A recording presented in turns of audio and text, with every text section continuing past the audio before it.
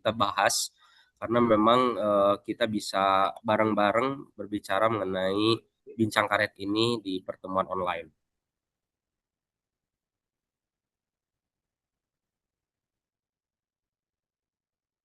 Oke, dikarenakan waktu sudah menunjukkan waktu 7.42, eh, marilah kita eh, mulai acara ini. Eh, Perkenalkan, nama saya Muhammad Taufik Hidayat. Di sini saya menjadi moderator pada kesempatan malam ini dan pembukaan akan dimulai oleh sambutan dari Ketua Umum, yaitu Bapak Irfan Ahmad Fauzi MUm. Izin Pak Irfan sudah join di Zoom meeting ini? Siap, sudah. Selamat Siap. malam, Pak Terima Taufik. kasih Pak Ketua. Izin sambutannya, kiranya waktu dan tempat disilahkan.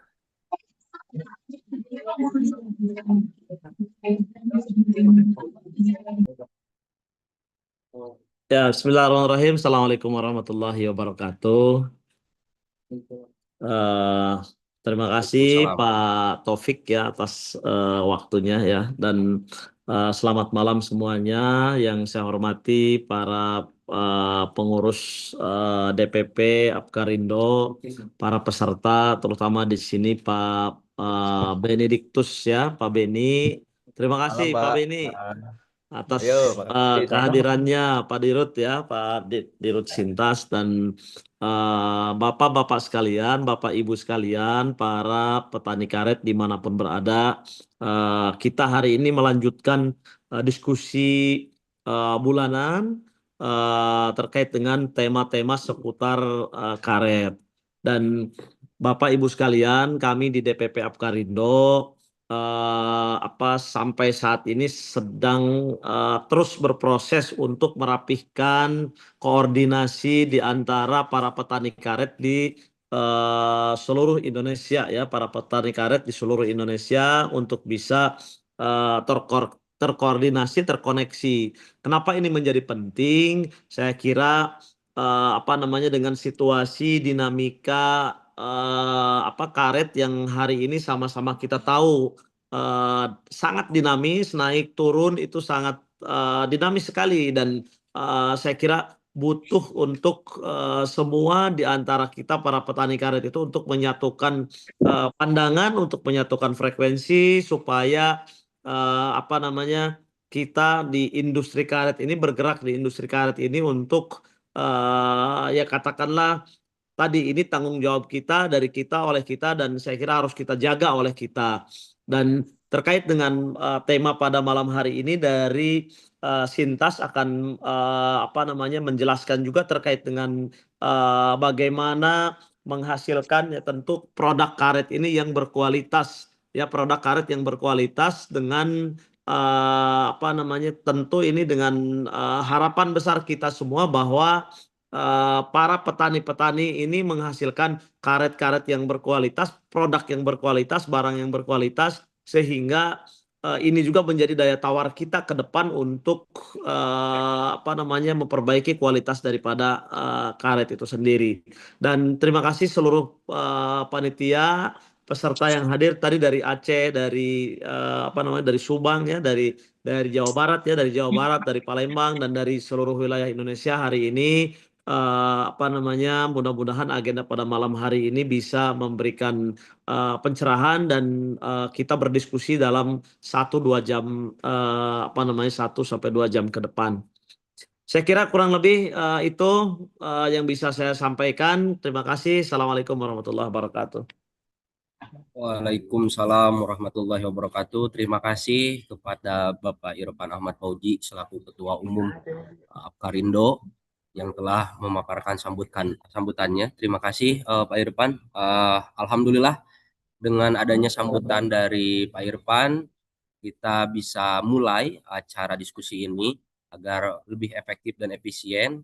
Saya ingin menjelaskan terlebih dahulu mengenai latar belakang mengapa kita bincang bulanan ini, diskusi bulanan ini, kita hadirkan langsung Direktur Utama dari PT Sintas Purama. Memang pada faktanya karet alam merupakan salah satu komoditas perkebunan rakyat terbesar di Indonesia. dengan sekitar 80% hasil produksi itu diorientasikan untuk ekspor. Namun pada kenyataannya harga jual karet di tingkat petani cenderung fluktuatif, masih naik turun begitu dan berada pada di kisaran relatif rendah begitu. Maka dari itu sangat bergantunglah pada mutu bahan olah karet atau bokar yang dihasilkan, sehingga salah satu akar permasalahan yang selama ini kurang mendapatkan perhatian serius adalah penggunaan bahan penggumpal. Sebagai asosiasi yang menaungi pelaku ataupun petani karet, Apkarindo memandang perlu untuk menghadirkan forum edukasi yang membahas isu ini secara langsung, faktual dan aplikatif.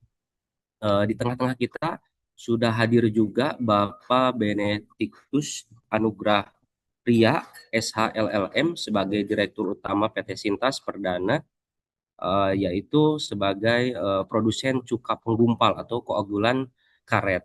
Selamat malam Bapak. Assalamualaikum. Waalaikumsalam, selamat malam Pak Taufik, Pak Irfan, Bapak Siap. Ibu sekalian. Izin Bapak salam kenal. Mudah-mudahan sehat selalu. Pak Benediktus, mari Beni, kita panggilnya Pak Beni aja siap. supaya Oh, gampang. Pak Beni. Siap. Terima kasih Pak Beni sudah menyempatkan hadir di malam ini. Mungkin inilah realitanya Pak. Petani kita ini memang perlu kita edukasi karena salah satu stimulan ataupun jalan alternatif dari petani ini menggunakan produk-produk keunggulan yang memang tidak direkomendasikan begitu Pak. Seperti penggunaan TSP, penggunaan apa itu namanya cuka-cuka yang memang tidak tidak diketahui asalnya itu seperti apa begitu Pak. Maka kami ingin lebih mengetahui begitu Pak. Bagaimana sih kita itu menjaga bahan olah karet ataupun bokar karet agar mutunya itu bisa terjaga. Mungkin waktu dan tempat untuk Bapak bisa memaparkan materi ataupun edukasi terhadap kita terkait penggunaan penggumpal karet. Waktu dan tempat disilakan Bapak. Baik. Assalamualaikum warahmatullahi wabarakatuh. Selamat malam, salam Waalaikumsalam sejahtera warahmatullahi kita wabarakatuh. semua. Yang saya hormati Pak Irfan sebagai Ketua Apkarindo. Semoga selalu lancar dan sukses dan Amin. Terima kasih membagi Pak Beni. waktunya harus ini Pak, butuh stamina yang kuat ini Pak Irfan ya. Terus fit terus Bapak. Siap. Terima kasih. Kemudian Pak Taufik sebagai moderator yang juga saya hormati serta saya banggakan, semua peserta tentunya ada di sini para petani karet, ada para pengusaha karet, ada juga dari korporasi, rekan-rekan Sintas juga hadir di sini dan semua orang yang hadir di sini saya meyakini pasti mempunyai kepedulian terhadap perkembangan industri karet nasional. Kalau enggak ngapain kan gitu ya Pak Irfan ya, mendingan persiapan nonton Piala Dunia aja kan gitu kan ya. Oke. Betul, betul, Pak. Ya, saya izin untuk menampilkan materi. Siap Pak.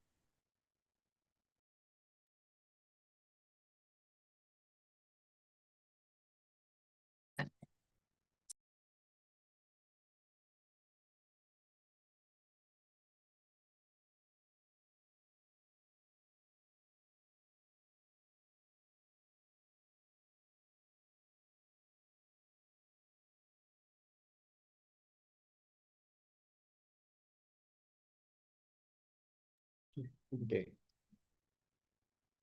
Baik. Eh, hal penting sebenarnya yang menjadi goals untuk saya sampaikan pada malam hari ini sesuai dengan tema yang disampaikan oleh Apkarindo. Jadi artinya bagaimana stop merugi gitu ya. Dan tentunya kalau kita bicara stop merugi, maka kita harus bisa menghasilkan karet yang berkualitas.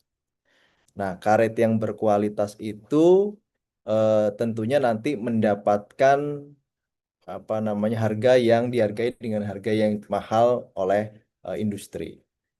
Nah, saya langsung saja untuk slide yang pertama saya akan memulai dari gambaran karet secara global dulu nih. Jadi dinamikanya tadi karena Pak Irfan sudah memulai dan menyampaikan mengenai dinamika karet seperti apa dan selalu dinamis. Nah, situasi karet secara global, kalau kita melihat yang di nomor satu, tren harga karet itu selalu mengalami peningkatan. Bahkan kalau kita melihat di year on year-nya 2025 dibandingkan 2024, itu kenaikannya 19%. Kalau kita rupiahkan saja, 1 kilogram karet itu dihargai 35.000, gitu ya, 35.300. Lalu karet itu digunakan untuk apa? Di dunia ini sebenarnya dibagi menjadi dua sektor atau dua segmen. Yang pertama adalah untuk ban, ya. Jadi ban kendaraan itu menggunakan atau mengkonsumsi karet sebesar 70% dan sisanya adalah 30% adalah non-ban, ya. Kalau kemudian kita lihat siapa yang menjadi produsen terbesar di industri karet, itu terbagi menjadi lima negara, dan yang menjadi kebanggaan kita, 4 negara berasal dari Asia Tenggara dan Indonesia berada di nomor 2 sebenarnya. Nah, konsumen utamanya adalah negara-negara maju, Cina, Amerika, India, Jepang. Kemudian fakta yang menarik juga adalah bahwa kalau kita bandingkan antara supply atau pasokan dan permintaan, ternyata jumlah permintaan lebih besar dibandingkan pasokannya. Dan dari tahun ke tahun selalu terjadi gap antara permintaan dengan pasokan. Kalau biasanya adalah permintaan lebih sedikit dibandingkan dengan pasokannya, kalau Fed justru permintaannya jauh lebih besar dibandingkan pasokannya. Nah, apa sih sebenarnya arti dari grafik-grafik ini? Yang saya mau sampaikan bahwa eh, industri karet itu adalah suatu peluang bisnis atau menawarkan bisnis opportunity yang masih sangat terbuka lebar. Jadi, kalau kemudian para petani berpikir, udahlah saya coba alih fungsi lahan menjadi kebun sawit, kalau melihat pada grafik ini, rasanya tahan dulu deh. Kalau kita bicara mengenai bursa saham, hold dulu ya Pak Taufik ya, hold dulu. Karena justru sebenarnya masih prospek sekali kan gitu kan. Apalagi di tengah situasi seperti sekarang. Oke, next.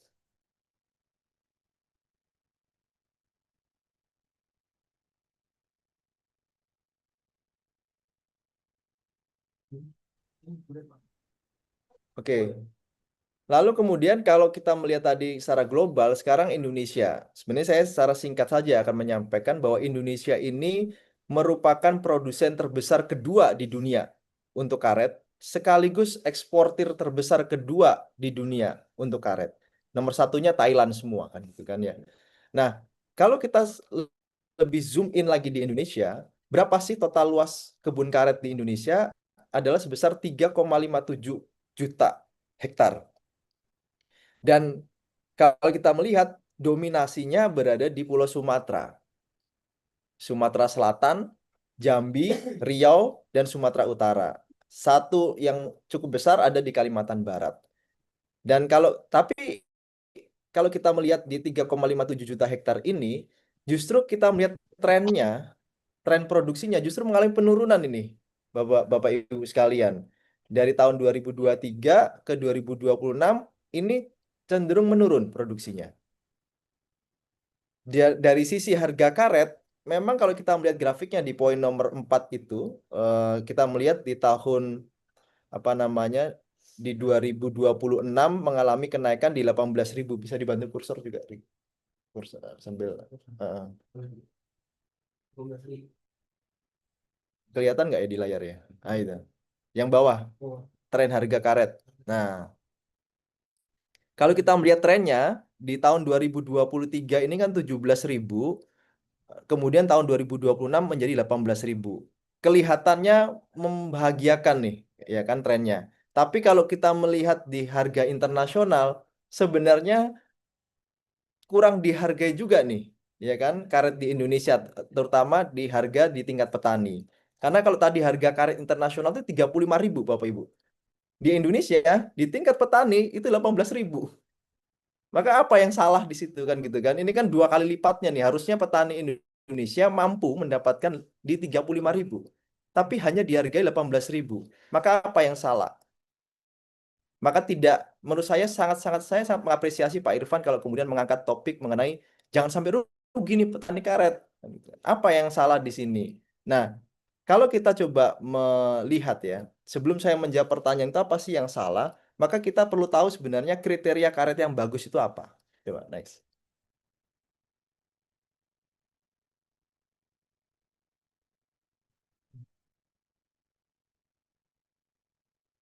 Oke, kriteria karet yang bagus itu ada dua parameter. Yang pertama berdasarkan standar Indonesia Rubber dan SNI, Standar Nasional Indonesia. Di sini sebenarnya kalau melihat pada slide ini, poin yang paling penting itu ada tiga untuk karet yang bagus. Yang pertama adalah kadar kering karet. Jadi mau kita bicara apapun, yang dihargai untuk karet itu adalah kadar kering karet. Semakin tinggi kadar keringnya, semakin dihargai mahal. Jadi kalau para petani mencoba untuk membuat karet lebih berat dengan menambah air atau kayu atau batu, itu useless juga, nggak ada artinya. Karena pada akhirnya yang dihargai mahal itu karet yang mempunyai kadar kering yang tinggi. Berapa kadar kering karet yang bagus itu? Di dalam SNI maupun di SIR itu adalah harus di atas 80%. Kita melihat pada kadar kering yang di latex, latex itu artinya yang baru selesai disadap atau dideras itu ya, itu kadar keringnya adalah 35%. Nah, bagaimana mencapai dari 35% ke 80%? Disinilah ada fungsi yang namanya asam smooth atau koagulan. Nah, koagulan inilah yang kemudian bisa menaikkan kadar kering karetnya. Gimana sebenarnya? Ini mekanisme sederhananya saja. Ketika kemudian karet tadi 35%, maka dia memerlukan zat asam. Semua zat asam bisa untuk menjadi pembeku, benar kan gitu kan? Tetapi hanya zat asam yang mempunyai pH yang rendah yang bisa menciptakan pembekuan yang paling sempurna. Ya kan? Pembekuan paling sempurna itu apa? Satu parameternya, membeku dalam waktu rentang 10 sampai 15 menit. Terlalu cepat juga nggak bagus juga. Terlalu lambat ya pasti nggak akan dipakai karena petani butuh yang cepat. Jadi 10 sampai 15 menit itu adalah rentang waktu yang ideal. Yang kedua selain waktu adalah bagaimana koagulan ini bisa memisahkan air dari karetnya. Jadi kalau koagulan yang bagus itu, begitu dia diteteskan ke karet, maka karet itu akan menjadi mengenyal, tapi airnya akan keluar, terpisah. Nah, itulah fungsi sebenarnya asam koagulan yang bagus atau asam semut, dia mampu untuk memisahkan air dari karetnya. Sehingga kadar kering karetnya ini menjadi sempurna. Gitu ya. Dan dari sisi warna, warnanya harus yang putih bersih. Jadi ini sekaligus juga kita sharing juga bagi para apa, pelaku karet. Sayang kalau kita sudah punya karet yang bagus-bagus nih, tiba-tiba kita buang ke tanah, itu kan jadinya hitam. Ini secara nggak disadari akan mempengaruhi pada harga. Jadi kalau kita punya karet yang sudah bagus pakai asam formiat, pakai asam semut, tolong juga dijaga nih eh, karetnya gitu ya, ditaruh di tempat yang layak gitu ya. Jangan ditaruh di bawah tanah, daun-daunan, nanti akan tercampur dengan bahan-bahan yang bukan dari karet itu sendiri. Oke, next. Nah, ini tadi kadar kering karet saya lewati saja karena tadi sudah disampaikan. Oke, tadi saya sampaikan bahwa hal yang menjadikan karet itu bisa kadar keringnya tinggi adalah koagulan, gitu ya. Nah, ini saya mau sharing bahwa ternyata di dunia ini koagulan itu tidak hanya asam semut atau asam formiat. Ada asam asetat juga, ada asam sulfat, dan terakhir ternyata pupuk itu bisa menjadi koagulan juga. Nah, kenapa kok bisa? Karena semua dari empat eh, ini bahan ini itu memiliki karakter asam. Jadi semua yang mempunyai karakter asam dia bisa menjadi koagulan. Lalu kalau begitu apakah empat-empatnya itu akan dipakai? Ini kalau kita melihat pada referensi yang ada dan juga penelitian yang sudah diakui di SNI, ternyata hanya satu Bapak Ibu yang direkomendasikan, yakni asam formiat atau asam semut. Kalau kita melihat di kedua asam asetat, dia juga direkomendasikan, tetapi asam asetat itu ternyata pH-nya lebih tinggi dibandingkan asam formiat. Nah, apa sih fungsinya pH ini ya? Nah, semakin pH itu rendah, maka kadar keasamannya semakin tinggi. Gitu ya, saya ulangi ya. Jadi kalau suatu bahan itu memiliki pH yang rendah, maka keasamannya akan semakin tinggi. Loh, apa kegunaannya keasaman tinggi itu? Berarti hanya perlu dibutuhkan dosis yang kecil saja untuk bisa membekukan karet. Jadi kalau kita ambil simulasinya, ya kan, 20 mililiter asam formiat dicampur 1 liter itu sudah bisa membekukan karet. Kalau asam asetat, Anda semua perlu 40 mililiter, jadi 2 kali lipatnya, ya kan? Yang kedua, asam asetat ini memerlukan waktu yang panjang untuk membekukan. Nah, itu jadi dua-duanya eh, apa namanya bisa menjadi koagulan, tapi yang satu dia lebih efektif, asam format lebih efektif, lebih efisien, lebih hemat dibandingkan dengan asam asetatnya. Kalau asam sulfat sebaiknya jangan deh Bapak Ibu ya, karena dia sebenarnya air aki gitu kan. Jadi air aki itu satu kalau terkena tangan kulit juga pasti akan berbahaya, kena tanaman juga mati juga. Makanya sebaiknya jangan. Walaupun mungkin di luaran bicara, oh asam sulfat lebih murah dan segala macam. Nanti saya akan bicara deh. Saya akan simulasikan eh, kita memilih asam formiat itu justru jatuhnya lebih murah. Kalau pupuk, saya memang Sintas itu kan bagian dari pupuk Indonesia Group, ya kan? Dan pupuk itu bukan untuk latex. Pupuk itu untuk unsur hara tanamannya. Jadi supaya tanaman itu bisa menghasilkan karet yang bagus, nah itu pupuk. Tapi kalau sudah jadi karet, mau membekukan karet, bukan pupuk. Jadi jangan sampai nanti kita salah menggunakannya. Oke, next. Nah ini asam formiat lah ya kalau kita bicara asam formiat. Sebenarnya kalau kita simpelnya saja, asam formiat itu dia terbuat dari CO. Atau jadi kalau kita pupuk itu kan bahan bakunya gas alam ya, Bapak Ibu sekalian. Jadi gas alam. Gas alam ini kemudian dilakukan proses, ditangkaplah CO-nya. Nah, CO ini akan digabungkan dengan metanol, dia menjadi metil format, ya kan? Jadi CO ditambah metanol menjadi metil format. Metil format diproses lagi sehingga menghasilkan asam formiat. Jadi proses untuk mendapatkan asam formiat ini melalui proses yang cukup panjang dan harus melalui pabrik yang memang sudah direkomendasikan atau punya SNI gitu ya. Kemudian bagaimana kemudian prosesnya ketika asam formiat ini dilarutkan dalam lateks gitu ya.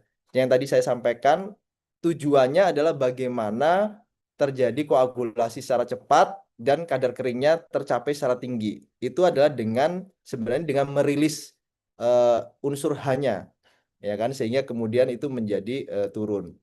Oke, next.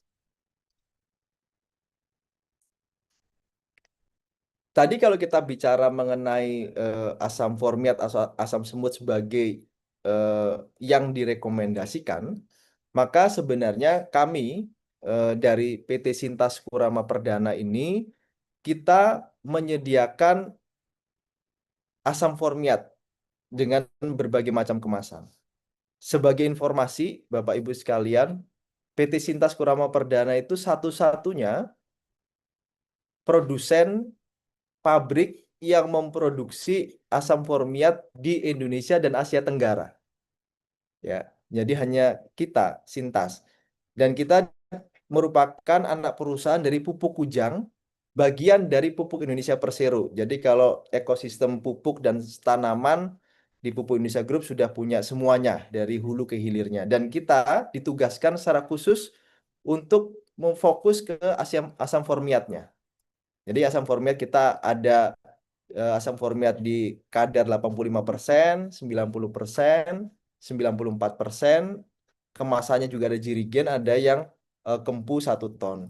Nah, terobosan dari teman-teman sekarang karena perkebunan karet itu didominasi oleh petani rakyat, maka kita sekarang menyediakan botol. Ya, jadi botol supaya bisa harganya terjangkau oleh para petani karet. Ada 3 kemasan kita, 250, 500, dan 1000 mililiter atau 1 liter. Lanjut. Oke, saya mungkin meng-highlight yang nomor 1 gitu ya. Di Sumatera Selatan secara spesifik sudah ada peraturan gubernur itu bahkan di tahun 2019 yang menyampaikan bahwa asam semut itu adalah koagulan yang paling direkomendasikan.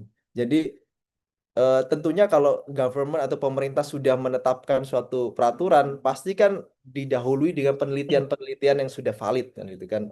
Ada sudah kredibel kan gitu. Nah, ditambah lagi SNI di SNI nomor 06 2047 tahun 2000 di nomor ini itu secara spesifik disebutkan gumpalan karet yang berasal dari mangkok sadap atau wadah penampung lainnya diproses melalui proses penggumpalan menggunakan asam semut atau formic acid. Nah, ini asam semut dan formic acid atau asam format ini muncul dan direkomendasikan di Pergub, Sumsel maupun di SNI yang berlaku secara nasional. Oke.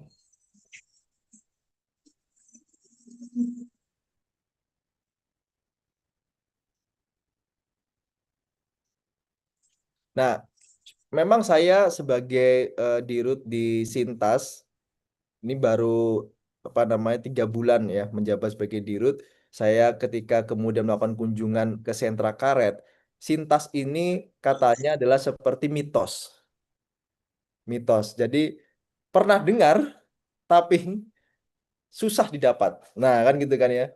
Bagus tapi susah didapat. Nah, kenapa kok saya terus kemudian saya tanya, kenapa kok susah didapat, Pak, Ibu kan gitu kan. Ternyata 2 isu yang besar. Yang pertama harganya katanya terlalu mahal. Yang kedua adalah ketersediaannya susah didapatkan. Oke, satu hal coba next juga. Satu hal yang ini yang kita lihat ya perbandingannya gitu ya. Ini sebelum ke asam formiat, kita coba lihat di asam yang lainnya. Asam sulfat tidak direkomendasikan, harganya 30.000.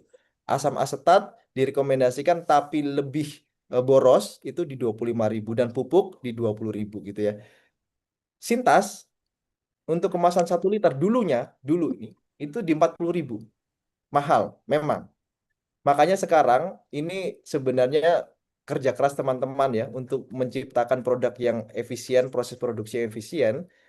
Kalau harga karet naik ke atas, justru sekarang Sintas itu harganya turun untuk bisa mensupport petani supaya lebih sejahtera lagi, gitu ya. Jadi kita dalam konteks ini untuk menjaga ketahanan apa namanya industri nasional, terutama karet, maka kita sekarang di harga dari itu tadinya 40.000 sekarang ke 28.000 harga FOT Cikampek atau pabrik kami.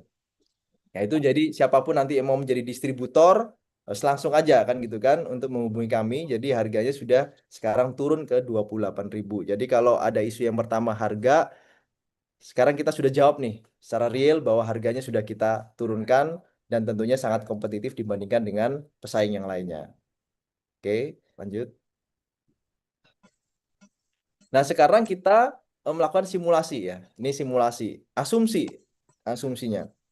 Sebelah kiri. Jadi kalau kita misalnya suatu kebun itu punya luasan 1 hektar. Produksinya adalah 500 kilo per bulan. Tadinya, ya kan, dia kadar keringnya 50%. Lalu setelah menggunakan Sintas, naik menjadi 70%. Kalau bokar atau karet 50% itu sesuai dengan update harga 11 Juni tahun 2026, harganya di 24.000 per kilo. Kalau naik ke 70%, maka menjadi 28.000. Berarti akan ada kenaikan 4.000. Kalau 4.000 itu dikali produksi 500 kilo per bulan, maka petani peningkatan pendapatannya adalah 2 juta per bulan. Kalau kemudian setahun berarti 24 juta per tahun gitu ya. Jadi kenaikan kadar karet 20% saja, ya kan, dari 50% ke 70% akan meningkatkan pendapatan petani 16,7% atau setara 24 juta per tahun. Ini simulasi kalau kadar kering karetnya semakin tinggi gitu ya. Berapa sih yang akan didapat oleh petani? Next.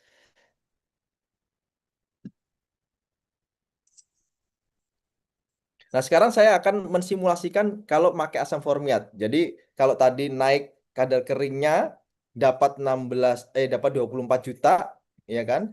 Sekarang kalau pakai asam formiat, bener nggak sih yang disampaikan, oh mahal dan segala macam. Kita pakai simulasi aja.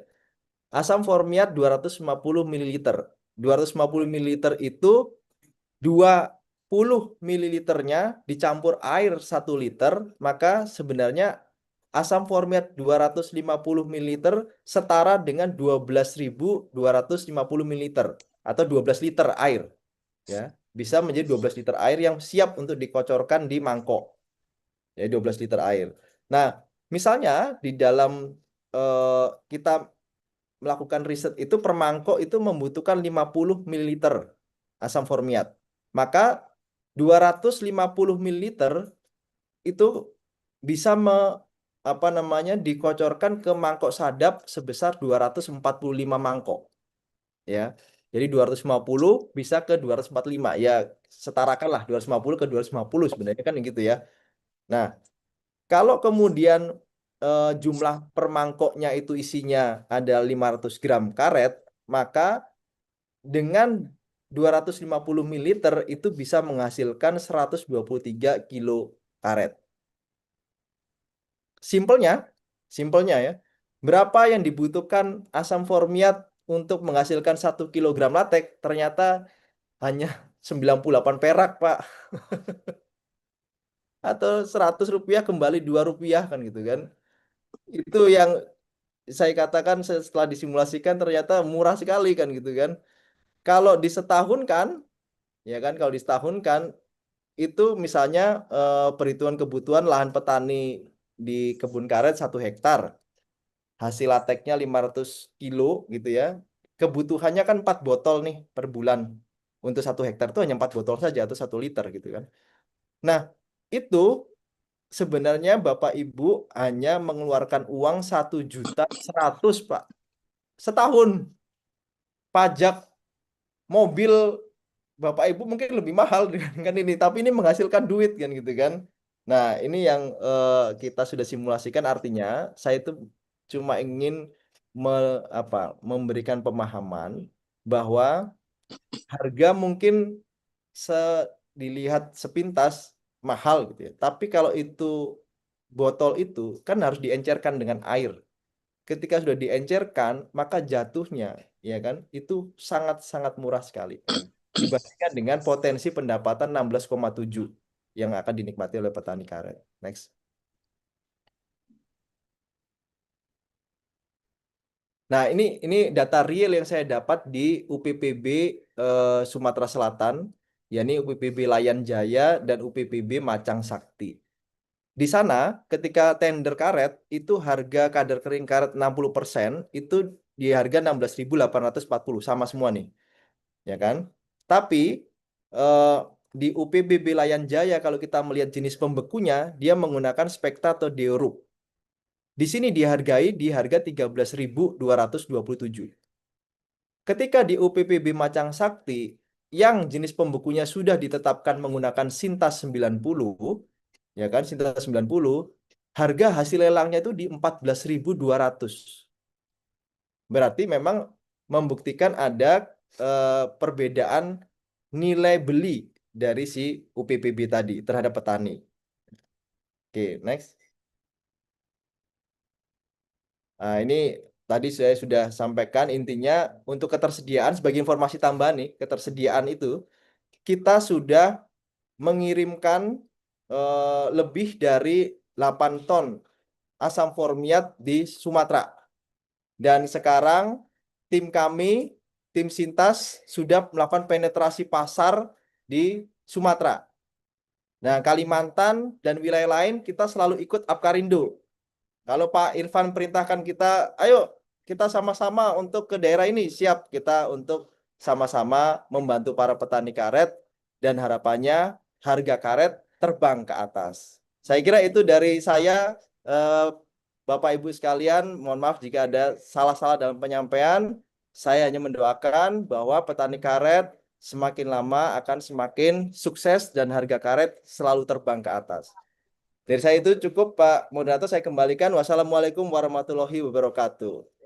Waalaikumsalam. Waalaikumsalam warahmatullahi wabarakatuh. Baik, terima kasih Pak Beni atas pemaparannya sangat kompleks dan menambah pengetahuan kami seputar koagulan yang direkomendasikan dari pemaparan yang memang barusan secara umum, secara general, bahwa adanya gap permintaan yang lebih besar daripada rantai pasokan yang di bawah ini, yang kemudian ini bisa menjadi opportunity ataupun peluang ke depan bahwa industri karet ini memang prospeknya panjang. Maka teman-teman ataupun rekan-rekan petani karet ini, mari kita tetap jaga kebun-kebun karetnya agar di kemudian hari kita bisa mendapatkan hasil yang lebih maksimal begitu. Dan untuk selanjutnya yaitu kita bisa berbincang ataupun berdiskusi secara interaktif.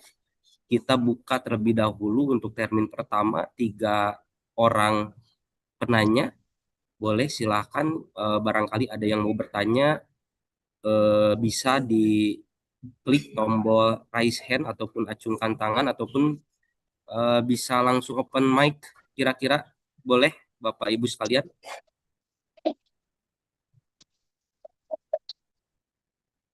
Dari Pak Rizky mungkin ada yang mau disampaikan Pak Rizky.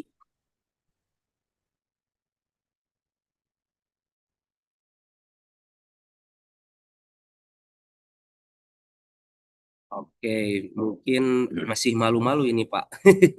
Ada lagi kawan-kawan atau rekan-rekan sahabat petani yang mau menanyakan, kiranya ada yang mau disampaikan secara langsung. Oke, ini ada dari Ibu Siti Nur Apipah dari Kalimantan Selatan. Izin membacakan Pak Beni. Pertanyaannya, apabila seluruh petani Indonesia beralih menggunakan asam formiat sehingga mutu bokar meningkat sesuai standar Indonesia, apakah industri hilir dan apa ini ya, bentar belum terlihat, bisa siap menyerap peningkatan kualitas tersebut dengan harga yang lebih tinggi atau justru keuntungan lebih banyak dinikmati oleh pelaku industri karet? Mungkin ini harapannya ke depan, apakah ini akan mempengaruhi terhadap harga? Mungkin seperti itu ya Bu Siti Nurhopipah. Mungkin itu pertanyaannya, mau langsung dijawab Pak atau kita tampung dulu? Boleh, Pak. Nanti saya jawab aja. Boleh. Nah, kira-kira tanggapan dari Pak Beni seperti apa? Disilahkan. Oke, terima kasih pertanyaannya Bu Siti Nur Afifah dari Kalimantan Selatan. Jadi pertanyaannya yang saya tangkap adalah apakah ketika nanti kadar keringnya sudah naik, sudah sesuai standar, apakah kemudian dihargai lebih mahal, gitu ya. Eh, Kalau saya berbicara berbasiskan fakta saja, Bu. Jadi di UPPB yang tadi saya sampaikan, mungkin bisa ditayangkan slide-nya nih, Rick, yang UPPB tadi. Jadi kalau kita melihat di UPPB di Banyu Asin, di situ itu disampaikan ada standar koagulannya. Kalau koagulannya Sintas dengan kadar keringnya itu mencapai di atas 70%, maka harganya itu berbedanya adalah di harga di 2000 dibandingkan dengan eh, yang tidak memakai Sintas. Nah, ini. Jadi kalau kita melihat di sini, kalau menggunakan Sintas 90, maka harga hasil lelangnya lebih tinggi dibandingkan dengan harga jika tidak menggunakan Sintas. Ini fakta yang ada di UPPB apa namanya di Banyu Asin. Nah, pasti Bu Siti sebagai apa namanya pelaku gitu ya, pelaku di karet kan memahami alurnya gitu ya Pak Taufik ya. Dari petani dijual kepada pengepul atau tengkulak. Dari tengkulak kemudian dia bisa ikut lelang atau kalau dia punya jalur bisa langsung ke industri. Sebenarnya yang saya sebagai di industri koagulannya ya, melihat situasi ini, sebenarnya saya pengen mendorong bahwa petani itu bergabung dalam suatu koperasi-koperasi atau PPB. Itu untuk meningkatkan posisi tawarnya gitu ya, meningkatkan posisi tawarnya. Dengan dia bergabung pada UPPB itu, nah UPPB ini justru bisa menghargai lebih mahal. Nah, tentunya kalau kemudian kadar keringnya itu tinggi, saya yakin industri itu pasti juga akan membeli dengan harga tinggi. Karena apa? Yang supply itu lebih sedikit dibandingkan yang minta. Kalau misalnya ibu punya barang kualitas bagus, dihargai murah, ya jangan mau. Cari yang minta yang lainnya karena jumlah permintaan lebih tinggi gitu loh. Jadi posisi tawar dari petani sebenarnya adalah lebih tinggi dibandingkan dengan permintaan. Itu ya Pak Taufik, Bu Siti, mudah-mudahan bisa menjawab. Jadi jangan khawatir Bu, barang bagus pasti banyak yang minta gitu ya Apkarindo ya kan, Apkarindo apalagi punya datanya. Yang minta Betul, karet betul, betul. sampai nyari-nyari ya Pak Taufik ya gitu ya. Itu aja mungkin dari saya. Betul, betul, betul. Terima kasih Pak Beni atas pemaparannya. Memang betul apa yang dikatakan oleh Pak Beni. Kami ini kemarin dapat informasi juga dari Sumatera Selatan, khususnya di Banyuasin, khusus di DPW Sumatera Selatan itu Pak Haji Supartijo. Beliau selalu menggaungkan bokar yang bersih, karet yang bersih, karena memang itu sangat menjadikan penentu harga begitu Pak. Dan di Sumatera Selatan ini sudah menjadi sentra karet dan ada UPPB, dan mungkin inilah yang kita sedang jalankan begitu Pak, untuk Apkarindo Pusat ini membuat UPPB yang ada di daerah yang lain agar memang adanya keseragaman begitu mengenai harga. Mudah-mudahan Bu Hovifah, Bu Siti ini bisa terus meningkatkan kualitasnya dengan menggunakan produk yang memang direkomendasikan agar kita bisa tetap memiliki daya tawar yang lebih tinggi. Begitu pertanyaan kedua dari Pak Dede. Pak Dede dari Subang. Sebentar saya tanyakan dulu, baca dulu. Cara pembelian Sintas harga pabrik atau distributor harus bagaimana Pak ya? Barangkali bisa dibantu katanya Pak. Izin bertanya karena pelaku usaha di Jawa Barat ini di bidang latex banyak katanya Pak, dan membuka peluang untuk reseller atau subdistributor begitu, dan teknisnya itu seperti apa?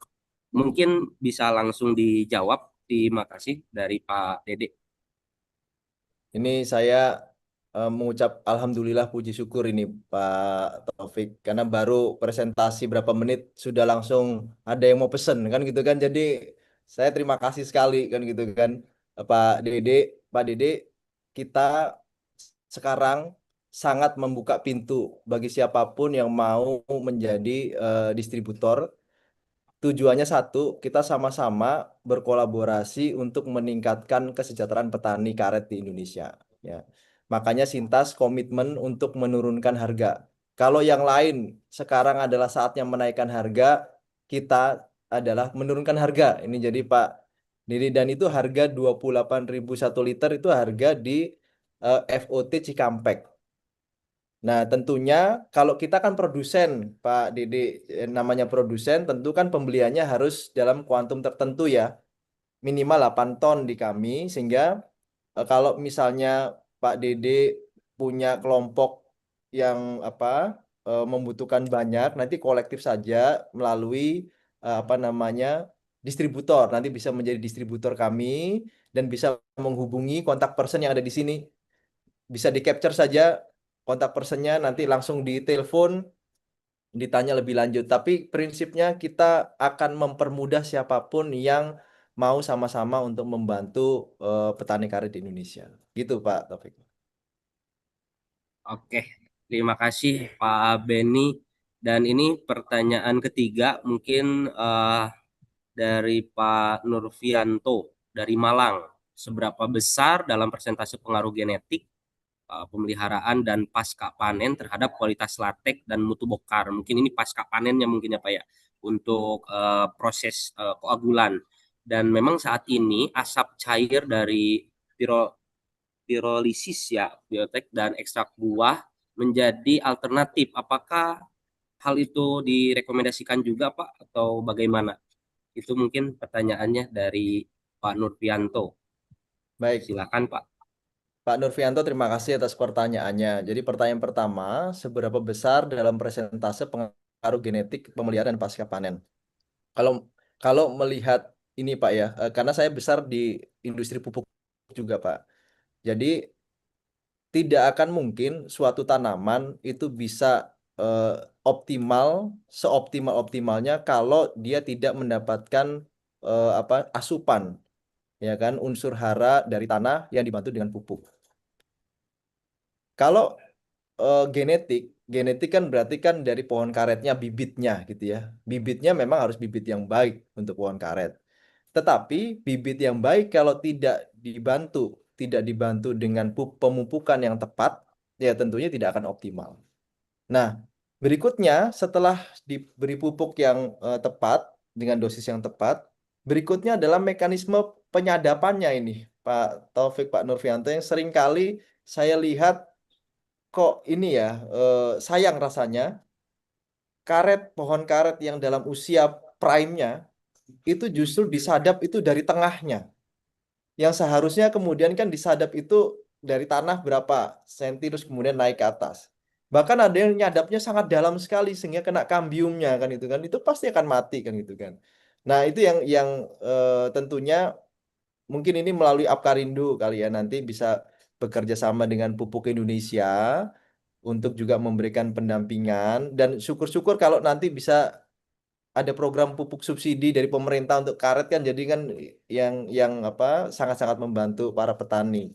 Terkait dengan asap cair, saya terus terang belum pernah mendengar mengenai apa namanya biokarb atau ekstrak buah. Kalau saya belum mendengar, itu berarti kan secara penelitian yang resmi belum dirilis ya. Karena satu-satunya yang sudah dirilis dan diterima adalah di SNI. Dan baru di SNI asam formiat yang sudah secara spesifik dan detail diatur sampai kepada tata cara pemakaiannya. Mungkin bisa jadi asap cair ini menjadi koagulan, tapi yang paling penting itu kan keseragaman cara pemakaiannya ya. Makanya kalau adanya SNI itu kan sebenarnya bagaimana semua orang, siapapun, ketika menggunakan asam formiat, begitu dia mengikuti tata cara pemakaiannya, itu hasilnya itu bisa optimal sesuai SNI. Tapi kalau belum ada penelitian yang kredibel, khawatirnya tidak ada tata cara pemakaian yang tepat.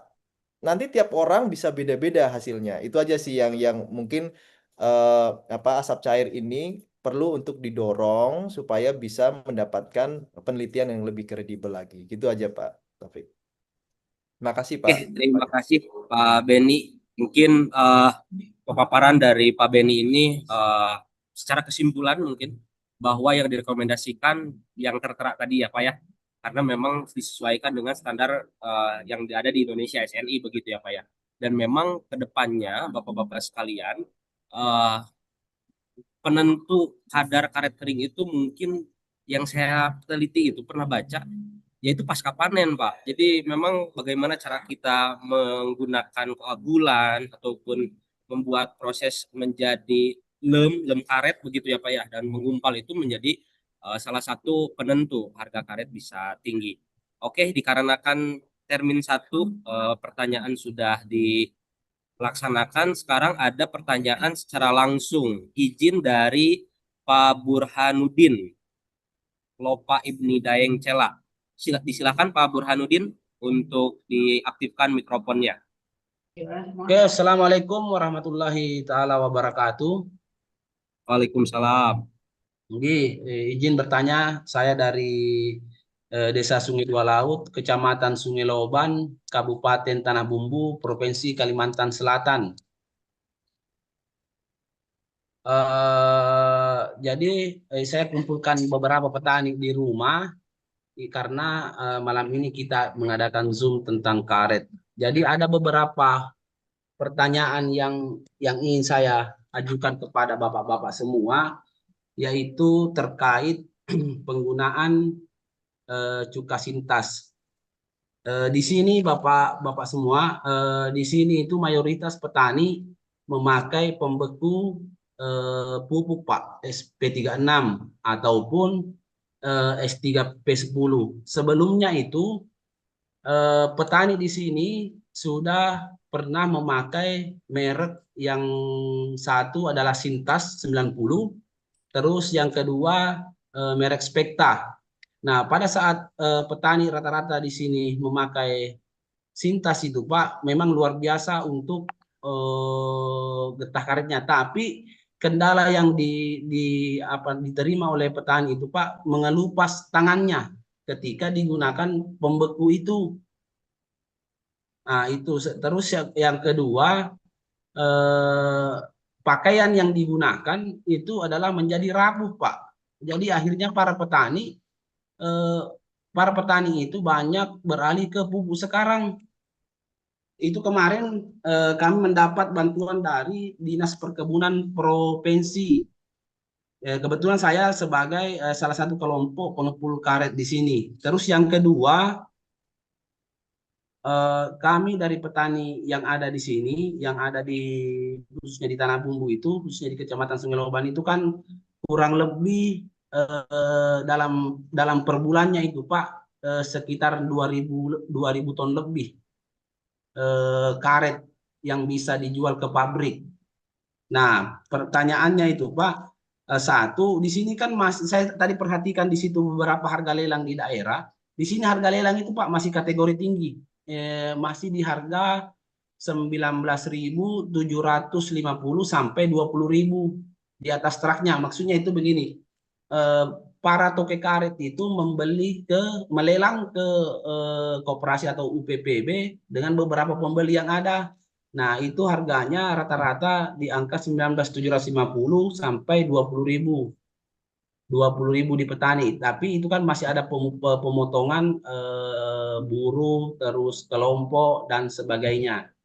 Nah, kira-kira Bapak semuanya, apakah petani yang ada di sini supaya kami bisa mempertahankan lahan ini karena mulai 3 tahun terakhir ini, 4 tahun terakhir ini banyak sudah lahan-lahan yang berganti menjadi sawit, Pak.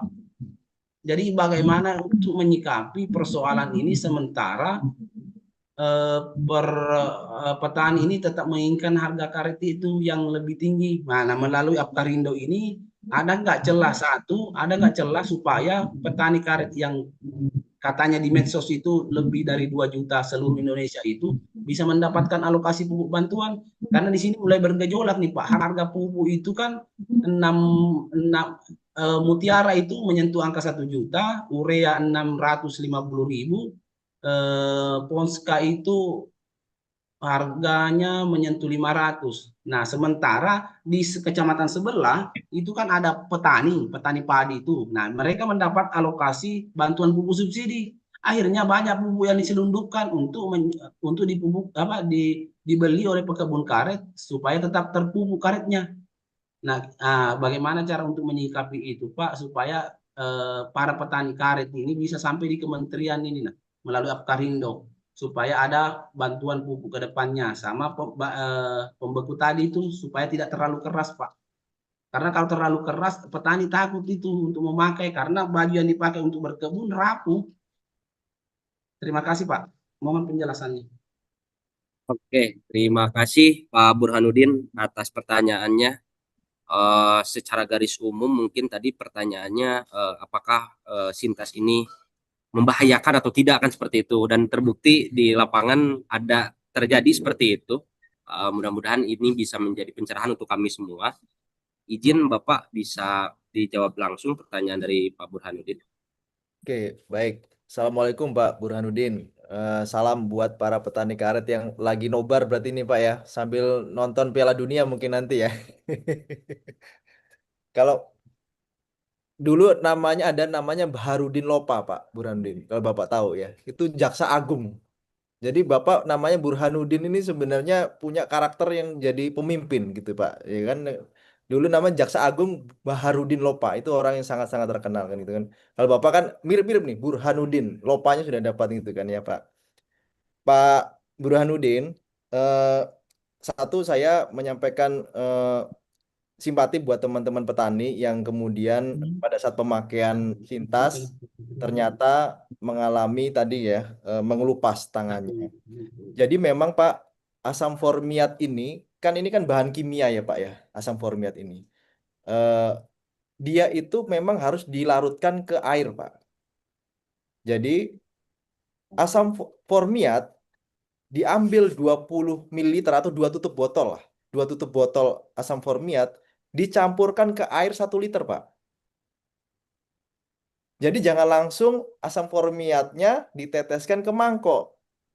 Ya pasti Pak, itu kalau itu karena namanya bahan kimia ya Pak ya, pasti akan membahayakan. Makanya dosisnya adalah tadi 2 tutup botol dicampurkan ke 1 liter air. 1 liter itu kayak aqua yang 1 liter itu Pak. Dikocok-kocok aja Pak. Kemudian tinggal dituangkan ke mangkok-mangkok Pak. Kalau itu saya sudah coba langsung ke tangan saya yang sudah dicampur air itu, nggak ada masalah Pak.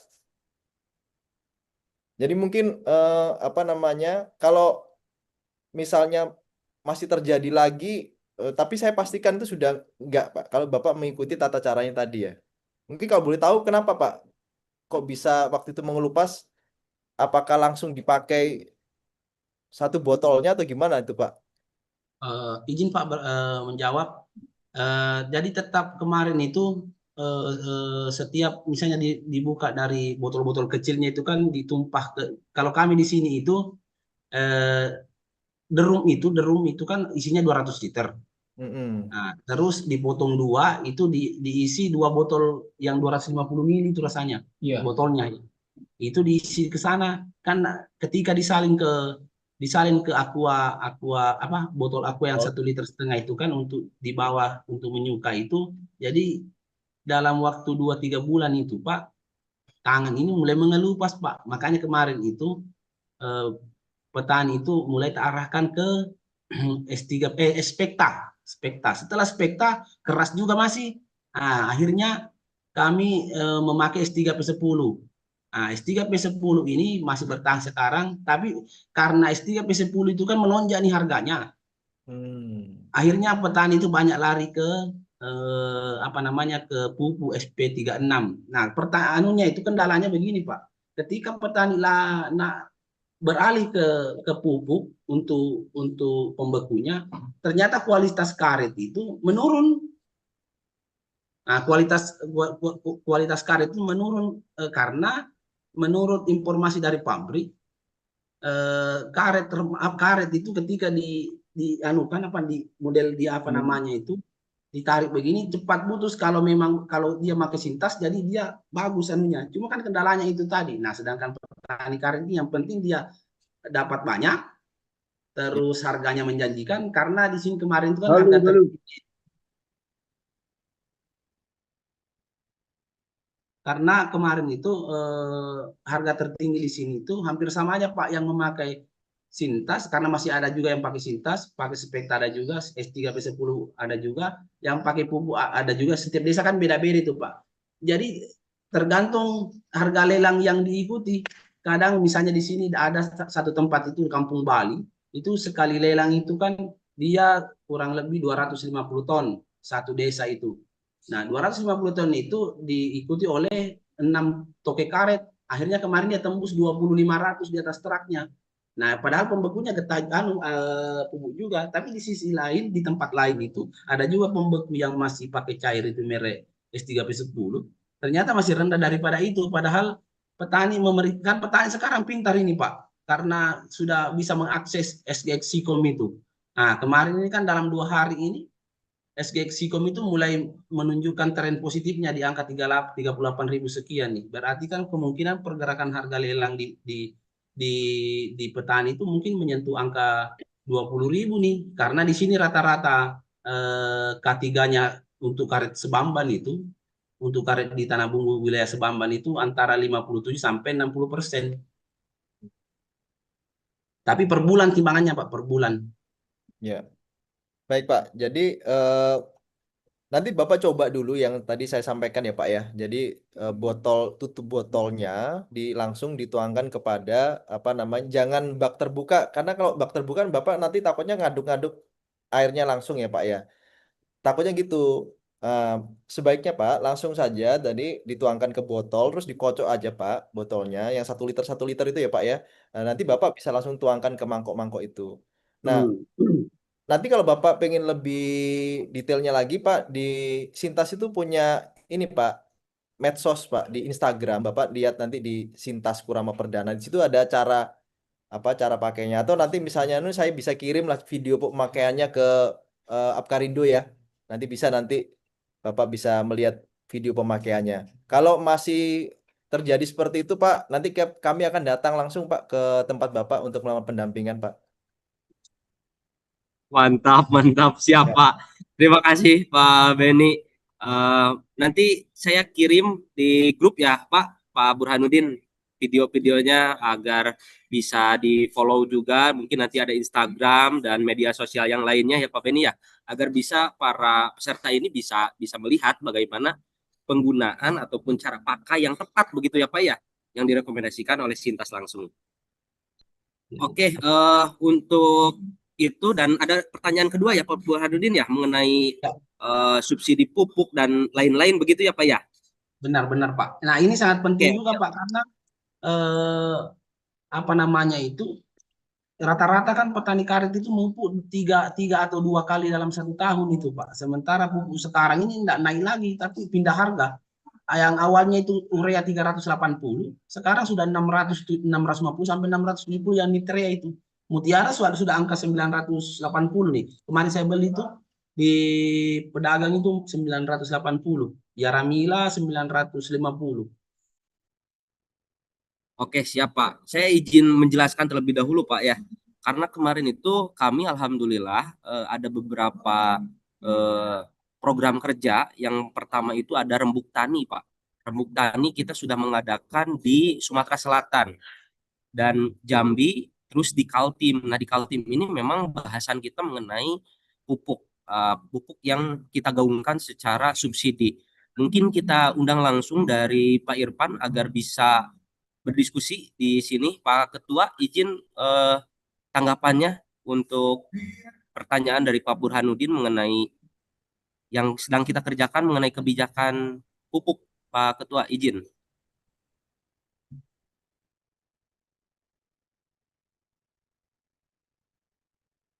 Oke, sambil menunggu Pak Ketua Umum. Nah, kami ini kemarin Pak Burhanuddin sudah menyampaikan secara bersurat kepada Komisi 4 DPR RI. Mungkin nanti ini bisa menjadi suatu stimulan begitu ya untuk segera dibahas. Karena komoditi-komoditi lain seperti padi, jagung dan lain-lain ini kan menjadi menjadi ketimpangan sosial begitu antara petani karet dengan petani yang lainnya begitu. Dan nanti ke depannya mudah-mudahan ini bisa ada atensi begitu Pak. Dan harapannya memang ini menjadi kerjasama bersama Pak terkait Apkarindo ini satu visi dengan Bapak, satu visi dengan para petani yang terus siap menggaungkan apa yang menjadi keresahan para petani. Mungkin kita terus aktivasi ataupun terus gaungkan agar kemudian hari itu bisa terrealisasi. Begitu Pak. Mudah-mudahan nanti di daerah Bapak ini di Kalimantan Selatan ya, di Tanah Bumbu. Nanti kita bisa Iya Pak. kunjungi juga Ya, Pak, kita silaturahmi dan terus berbincang begitu. ya. Ya, kebetulan untuk di jalur pemerintahan Pak, setiap kali kami musrembang des, musrembang kecamatan dan musrembang kabupaten itu saya selalu sampaikan bahwa tolong dibantu petani karet Pak. Karena kenapa? Kalau tidak dibantu percuma harga tinggi, kalau ketika dikonversi ke harga pupuk dia menjadi nol kembali. Karena harga pupuk itu terlalu tinggi. Nah, saya sering berkunjung ke dinas perkebunan di kabupaten, terus berkunjung ke dinas perkebunan provinsi. Itu yang selalu saya sampaikan, termasuk bantuan bibit karet tersebut ini. Karena kalau tidak diperhatikan ini Pak, bisa jadi nanti semua lahan-lahan yang ada di setiap daerah itu berganti dengan sawit. Apalagi kan sawit ini luar biasa sudah gembar-gemburnya. Artinya itu B50 ini, begitu orang berbicara tentang B50, berarti orang tuh langsung, wah saya mau tanam sawit nih, saya mau tumbang karet nih. Karena di sini terjadi sudah Pak. Jadi satu-satunya petani itu yang menumbang sawit itu di tempat saya, adalah saya.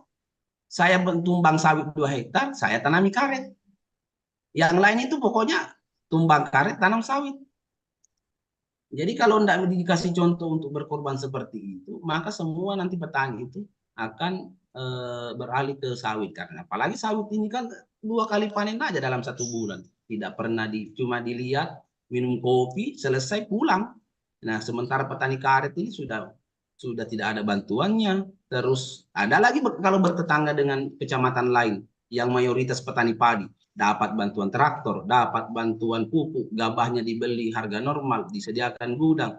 Kita ini petani karet, kalau tidak dibantu juga dengan sistem yang seperti ini, kita bakalan kehilangan apa namanya tanaman tanaman karet ini nanti ke depannya. Nah, mohon juga dibantu Bapak kalau yang punya link ke kementerian itu, supaya kita ini mendapat atensi khusus agar petani karet ini bisa merasakan kesejahteraan yang rahmatan lil alamin, yang 2 juta lebih petani karet seluruh Indonesia ini.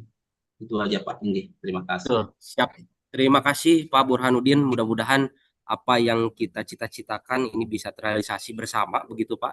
Karena memang kita konsisten Apkarindo ini mengadvokasi, menggaungkan, kuncinya satu Pak. Kita harus terus solid bekerja sama dan menjaga kebun-kebun karet ini, dan kita tetap satu suara agar bisa merealitakan kejadian-kejadian yang tadi ya Pak ya. Oke, terima kasih Pak Burhanuddin. Karena waktu kita terbatas, mohon izin kiranya ada 1 orang penanya lagi secara langsung. Kiranya ada yang mau nanya, Bapak siapa tadi ya? Bentar ya.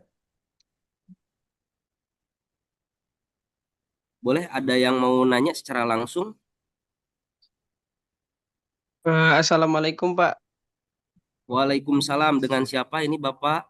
Bapak Perkenalkan, nama saya siapa? Muhammad Sagir Yamani Pak, dari Kalimantan Selatan, Banjarmasin. Nah, jadi Ya, silakan Pak. saya terima kasih banyak Pak. Jadi saya ingin bertanya nih Pak, melalui mengenai produk Pak, produk Sintas ini tadi saya ada melihat di tank yang 35 kg dengan konsentrasi yang berbeda Pak. Itu ada 85%, 90%, dan 94%. Nah, itu kira-kira apa dari perbedaan persennya itu Pak? Dan ada juga yang kedua Pak, kemasan botol praktisnya itu ada 90%, itu kenapa jadi tidak 94% Pak? Itu apakah ada pengaruh atau eh, apanya gitu Pak yang di dalam eh, produknya itu Pak? Dan saya mendengar tadi bahwa ada kendala di petani yang memakai 90% itu Pak di kemasan itu. Itu apakah berpengaruh dengan konsentrasinya atau gimana itu Pak? Jadi itu aja Pak. Terima kasih. Oke, terima kasih Pak Sagir dari Kalimantan Selatan. Izin Pak Beni untuk langsung ditanggapi. Baik, Pak Sagir, terima kasih atas pertanyaannya. Jadi untuk 85%, 90% maupun 94% sebenarnya sama-sama asam formiat itu Pak. Cuma yang membedakan itu sebenarnya kadar kemurniannya, kadar kandungan asam formiatnya. Nah, kalau kenapa kok Sintas untuk karet itu 90%? Karena memang itu yang sudah kita lakukan uji coba cara pakainya Pak, untuk dosisnya. Gitu ya Pak ya. Artinya nanti itu dosisnya sudah kita coba lah, dan memang 20 ml itu untuk yang larutan 90%. Nah, kalau 94% biasanya nanti dipakai di industri-industri Pak, ya kan? 94%. Terkait dengan apakah kalau kita pakai 90% itu kemudian membahayakan, konteksnya sebenarnya semua ini kan bahan kimia ya Pak ya. Semua ini bahan kimia. Namanya bahan kimia itu adalah bahan yang pemakaiannya harus sesuai dengan petunjuk pemakaian. Ya sama seperti obat lah kan gitu ya Pak ya. Semua obat pun bisa menyembuhkan, tetapi kalau makainya salah juga bisa sebaliknya kan gitu kan. Nah, sama seperti ini, harus mengikuti tata cara pemakaiannya. Kalau mau pakai Sinta 90, mau 94%, kalau pemakaian tidak sesuai nanti juga akan tidak optimal. Makanya yang tadi saya sampaikan, cukup 2 tutup botol dari Sintas 90. Sintas 90 itu artinya Sintas 90% asam formiatnya, dicampurkan dengan 1 liter air, kemudian dikocok gitu ya. Minimalkan sentuhan dengan tangan, walaupun sebenarnya setelah dikocok saya sudah pernah nyoba nggak ada masalah kan gitu kan. Yang mungkin yang kekhawatiran saya ketika mencampur kan itu tadi 1 drum besar ya yang di Bapak Pak Burhanuddin tadi kan 1 drum besar. Terus nuangkannya pasti kan banyak tuh asam formiatnya kan. Belum larut secara ini, mencampur secara sempurna, sudah diambil mungkin bersentuhan langsung dengan tangannya kan gitu kan. Ini yang dikhawatirkan karena kalau di botol kan biasanya dikocok dulu Pak, sampai benar-benar dia larut gitu ya. Nah, kalau saran saya coba diganti cara pencampurannya saja, dicoba di situnya dulu. Itu sudah saya praktekkan dan saya yakinkan itu tidak akan mempengaruhi atau tidak akan berbahaya Pak. Begitu Pak Sagir. Iya Pak, siap Pak. Terima kasih banyak Pak. Oke. Oke, terima kasih Pak Sagir dari Kalimantan Selatan. Dan untuk penutup, mungkin ada satu pertanyaan lagi secara langsung dari Pak Anton. Anton Kalimantan Selatan, apakah ada yang mau ditanyakan? Assalamualaikum warahmatullahi wabarakatuh. Waalaikumsalam warahmatullahi wabarakatuh. Silakan Pak. Selamat malam, salam kenal. Yang kami tanyakan Pak, satu, apakah dari Sintas itu sudah ada kajiannya Mungkin Pak? Pak suaranya kurang terdengar. Nah, Mana Pak? boleh Pak, Ya, Pak. disilakan Pak. Suaranya kecil Pak.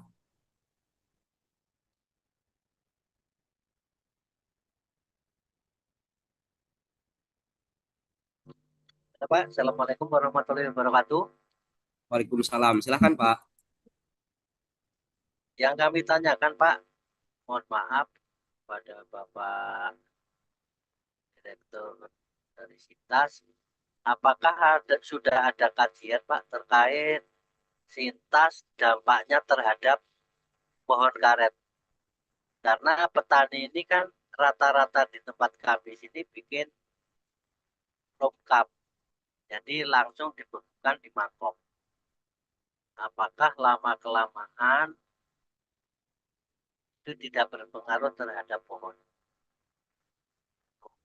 Pak, jadi yang kami tanyakan itu aja Pak. Cuman yang untuk ketua APKAR itu, kami memohon kepada ketua APKAR itu agar bisa menjadi usulan terkait dengan populasi kurangnya pohon karet saat ini yang rata-rata pindah ke sawit dan rata-rata kena dampak tambang. Nah, kami mohon yang kena dampak tambang ini ada regulasi dari pemerintah pembatasan iup tambang yang tidak mengizinkan masuk ke lahan petani masyarakat. Sehingga untuk masyarakat ini petani-petani karet maupun sawit bisa terselamatkan ke depannya. Tapi kalau tidak ada pembatasan iup terkait tambang, sekarang sudah jutaan hektar, ribuan hektar di daerah kami dari kebun karet yang sudah kena dampak tambang. Itu aja Pak yang kami usulkan. Yap. Mudah-mudahan menjadi bahan pertimbangan dan salah kilap kami mohon maaf yang sebesar-besarnya. Assalamualaikum warahmatullahi wabarakatuh. Waalaikumsalam warahmatullahi wabarakatuh. Baik, mungkin secara umum sudah dimengerti Pak Beni, apa perlu pengulangan pertanyaan yang pertama? Siap, Terima kasih boleh Pak Anton. Selamat malam. Assalamualaikum.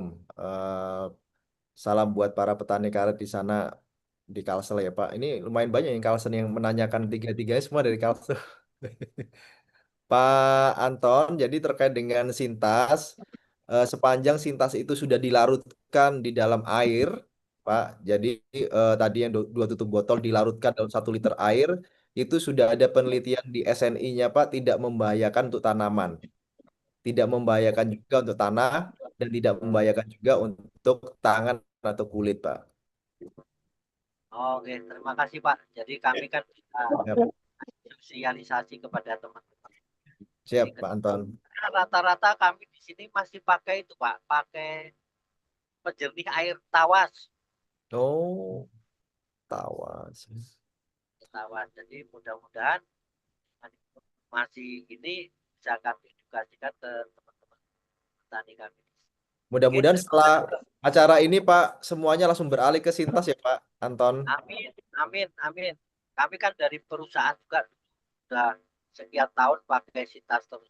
Oh ya, amin. Bagus Pak. Terima kasih. Alhamdulillah. Alhamdulillah. Ya Pak Anton, terima kasih pertanyaannya. Mungkin yang pertanyaan kedua ada rekan-rekan kita yang dari DPP Sahabat Kahar, kiranya hadir di tengah-tengah kami.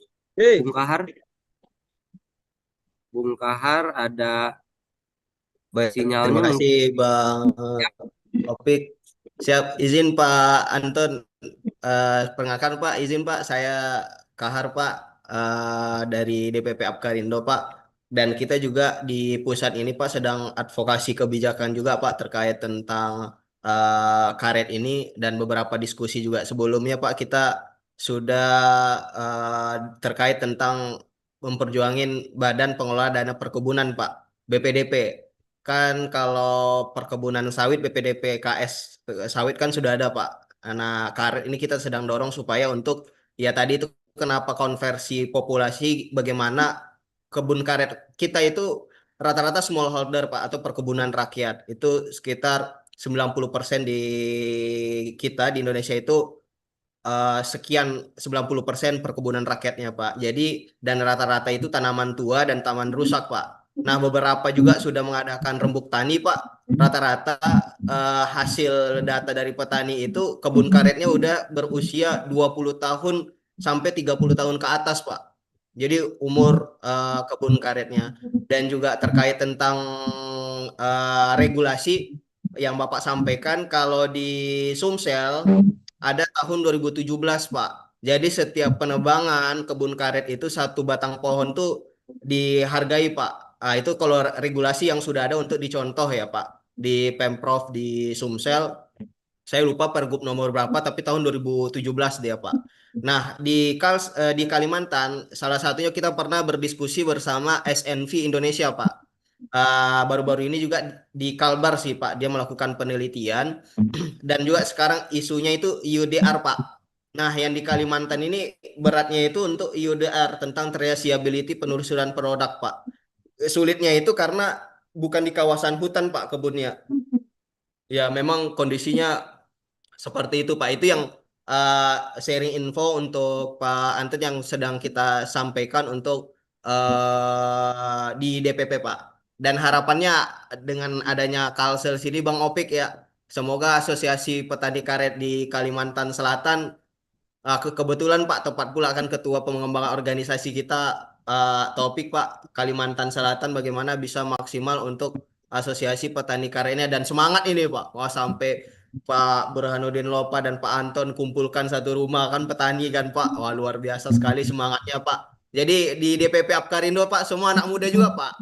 Ini kami semua ini anak muda semua di sini Pak. Jadi kalau Pak Aziz Pane, Ketua Dekarindo ataupun dari Gapkindo juga sampaikan, ini DPP Apkarindo lagi replanting Pak. Cuman kita sedang membuktikan bahwa ya kita gimana Pak? Pak Dedi kita Pak Dedi Pak, Pak Dedi. Kalau saya Pak Dedi Pak, kan? Iya Pak. Jadi semoga kita menjadi DPP Apkarindo ini tanaman yang menghasilkan Pak, walaupun masih TBM ini Pak, masih TBM kami ini Pak. Oke, itu Pak Anton mungkin itu saja. Eh Iya Pak, dan untuk diskusi selanjutnya terkait tentang pupuk pupuk, nanti kita juga ada next serial diskusi Pak untuk pupuk Indonesia Pak. Nanti kita Pak, sampaikan untuk iya Pak. kami potong sedikit. Siapa siapa? Oke, satu yang kami tekankan gini Pak, yang dari Kalimantan Selatan itu misalnya supaya ada regulasi yang mengatur terkait dengan maraknya tambang yang masuk ke lahan pertanian masyarakat. Ada pembatasan, bukan melarang tapi ada pembatasan dari pemerintah. Jadi untuk petani-petani di areal petani-petani karet ini, walaupun ada batunya tapi jangan sampai terdampak tambang. Satu, yang kedua perlu Bapak ketahui di jajaran pusat, untuk Kalimantan khususnya Pak, bukan Kalimantan Selatan aja, Kalimantan khususnya tidak punya balai penelitian karet Pak. Sumatera punya, Jawa punya, Kalimantan nggak punya. Jadi gimana mau berkembang karet yang sesuai dengan iklim yang di sini Pak? Itu aja Pak, mohon maaf. Wassalamualaikum warahmatullahi wabarakatuh. Nah, baik Pak. Pak, terima kasih Pak. Semoga ada DPW Apkarindo Kalsel ke depan Pak. Bareng-bareng Pak DPP. Terima kasih Pak. Terima kasih Bung Kahar dan Pak Anton. Mudah-mudahan di kesempatan kesekian kalinya nanti kita akan bahas mengenai bincang-bincang karet selanjutnya begitu. Dan secara online. Dikarenakan waktu dan pertanyaan pun sudah dicukupkan, akhirnya tiba di penutup acara ini. Sebelum kita tutup acara, mungkin ada closing statement dan prakata mungkin dari Pak Beni. Disilakan Pak untuk closing statementnya. Baik, terima kasih Pak Taufik atas kesempatannya. Tadi dari yang disampaikan, saya melihat para petani karet secara khususnya masih mempunyai semangat untuk tetap mempertahankan produksi karetnya. Di tengah gencar sekali alih fungsi menjadi sawit. Tapi yang saya ingat dulu, kalau membaca sejarah di zaman Belanda, Belanda itu masuk ke Indonesia justru untuk karetnya. Kenapa? Karena karet itu tidak ada penggantinya. Dan kalau kita melihat, kalaupun sawit bisa menjadi B50, tetapi kalau kendaraannya tidak ada bannya juga bisa jalan. Jadi bahwa karet akan selalu ada dan dibutuhkan, dan jangan sampai kita punya lahan yang bisa untuk menanam karet kan hanya di Asia Tenggara, tapi justru kita menjadi penonton. Tetap semangat para petani karet dan yakin bahwa Sintas akan selalu membantu petani karet. Apa yang kita bisa, kita akan bantu supaya petani karet bisa semakin sejahtera. Dan Apkarindo secara khusus, saya juga selalu mensupport dan mendoakan semoga Apkarindo yang berisi para pemuda-pemuda yang gigih gitu ya, selalu semangat untuk terus membantu petani karet di Indonesia. Saya kira itu, kurang lebihnya saya mohon maaf. Wassalamualaikum warahmatullahi wabarakatuh. Terima kasih.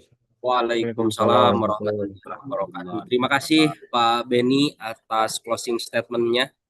Mungkin karena sudah di penghujung acara, sedikit dari saya. Mudah-mudahan yang dikatakan oleh Bung Karno, berikan 10 pemuda itu termasuk Bung Kahar mungkin ya. Menjadi pendobrak, pendaya gedor gitu kan untuk membangkitkan lagi semangat petani karet. Karena memang secara tumbuhan pohon karet ini kan sudah pada tua Pak. Dan begitu pun realitasnya petani yang nyadap itu pun sudah tua. Maka mudah-mudahan kamilah ini yang menjadi penerus-penerus para petani karet, dan petani karet ini semakin jaya. Mudah-mudahan karet rakyat bangkit. Itu tagline kita, karet rakyat bangkit. Mudah-mudahan di kesempatan selanjutnya kita bisa berjumpa lagi. Cukup sekian. Terima kasih. Wallahu muwaffiq ila aqwamit thoriq. Wassalamualaikum warahmatullahi wabarakatuh.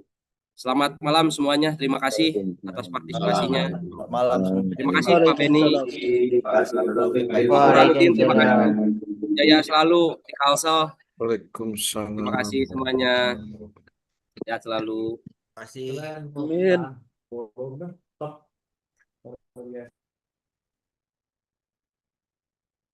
Amin.